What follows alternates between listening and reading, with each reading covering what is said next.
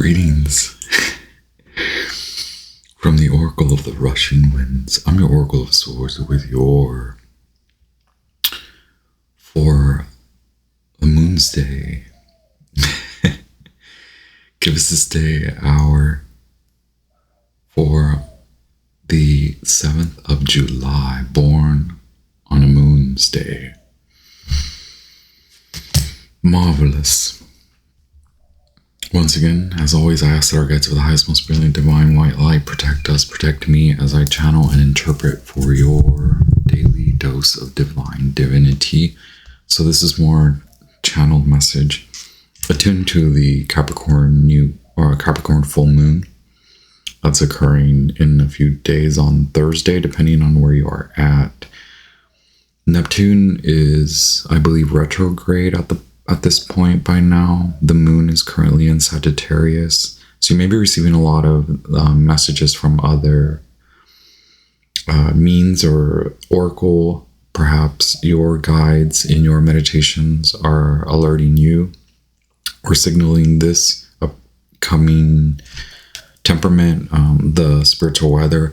A lot of it is about shouldering. You are well equipped. You are well. It's like you are strong enough. You have the strength. So 9 of Wands, moon in Sagittarius. But at this point, you are at the 8 of Wands and maybe 8 of Swords. So the number's 88. And then a breakdown of the numbers 323 is what the what the clock is showing. The digital numbers. And where I'm at is that it's not, you could feel that you are attached somehow or tied to, bound to this already, but you can make the decision to not act or react wherever you are at in your journey. It's about allowing others to determine their point within their own journey and their suggestive sort of manipulative behavior to be exposed, whether to themselves or their guides exposing it to themselves. It could be akin to signing up to something or for something that you are not really ready, willing, and able to perform, to complete, but because of your, I'll say, huge kindness, and these are examples, right?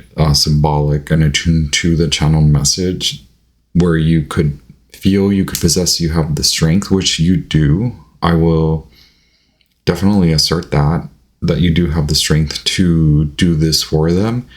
But do you want to be manipulated, coerced, or do you feel that you have that time, money, energy? The willingness really is where it's at. And the willingness to do others' work for them is the result. So less you do and take on more than you should, I suggest message from your guides. Sit back, watch, take the time that you suppose that you need to perform this activity, this effort. Allow them to show you how to do it. It could even be masked as something fun, like a role play or anything like that, where you maybe are even enticed somehow.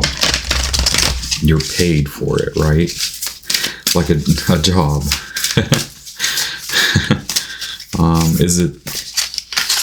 Will it really be something is it really something you should do? Okay, I have the Moonology for the moon's day. Wow, yes, we have the Gemini moon trying to come out. So communication is key, new moon in Gemini. Okay. With kindness, allow your kindness to allow you to remove yourself from the situation. A win-win, a new romantic cycle begins. There's a lot more. A win. This could be a win later on, but first is determining where you're coming from already, where you don't want to overexert. You've left a lot of those types of situations, and it's just up to you to be kind in your efforts, and not that you aren't. but you're very close to achieving your goal. This is where you're at this moment. So this maybe seemingly is also a test from your guides from higher source. Step out of your comfort zone is the North Nodal. There is a takeaway from this, as small or as big as it may seem, and then we are in the waxing moon. We are in the waxing and the gibbous phase of the moon, coming out of the Libra temperament of the new cycle beginning. The energy is gaining momentum, and you're very close to achieving being out of your comfort zone. Perhaps you'll be then ushered into, because, wow, full moon in Capricorn, the end of a tough cycle approaches because of that. Because you're not meant to do such a thing, right? There's something else this is in the way of that. And I was just messaging with Russell about winning a prize. So we don't win a prize when we complete our spiritual tests, but sometimes we do. Sometimes we're rewarded handsomely, right? I just want to take a few of the Boland archetypes. So it's getting the seed. This could be also symbolic. A metaphorical symbol could be like over watering your plants, over gardening, over tilling, over providing too many nutrients, taking on something more, because you know you have that strength, you have that intelligence, you have that keen eye to do it, to perform it. You are able to perform it, but it is overdoing it. Because you've done this before, it's overdoing it in a way where you're not allowing them to do it for themselves. And maybe because of your kindness, the kindness for your own heart, it's stepping out of your comfort zone and allowing yourself to take a break. You will need a lot of breaks coming up. The stone, Philosopher's Stone, card 52. I'm sorry, 57. 67. Wow. I'm so sorry. Okay. Can we also take a look at what we just saw?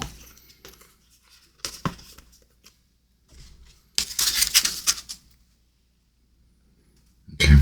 See all these energies. Step out of your comfort zone. The stone, the truth, the end of a tough cycle, full moon in Capricorn. We started the message with that.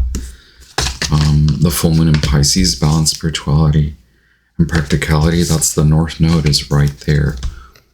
Balance. Your kindness is your spirituality, okay? Your kindness that is how spiritual you are. That is a sign of your spiritual tie to higher source, okay?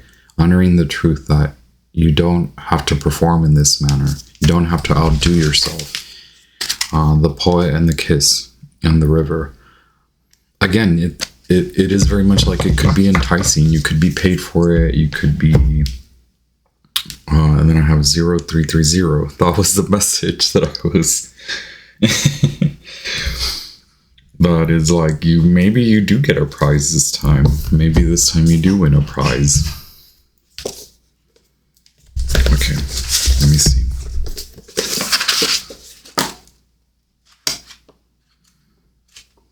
If you complete this test, right? The eternal, the anchor, the rock. As an archetypal object, the stone holds psychic and literal weight.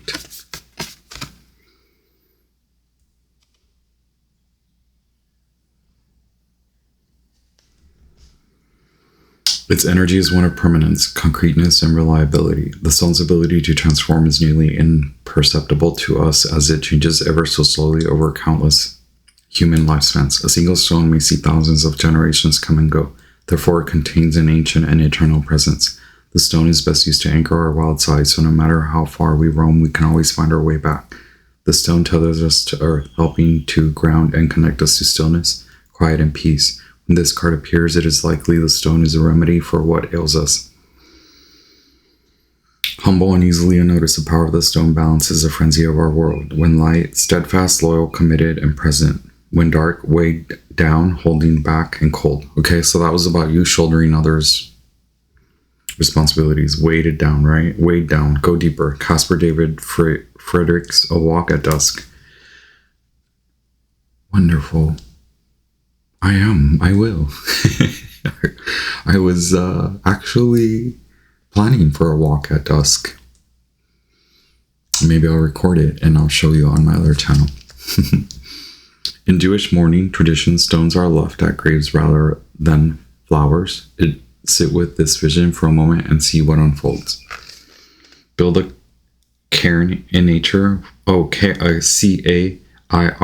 is the stones. The practice of placing stones, pebble-shaped stones, or stones that have a surface where you can lay another stone on top of it. Find inspiration in Andy Goldsworthy's stone egg forms. With that, I leave you. You're extremely blessed. I know I said I wasn't going to post dailies, but that just gives me freedom to roam, as you should, because you are extremely blessed. Ciao.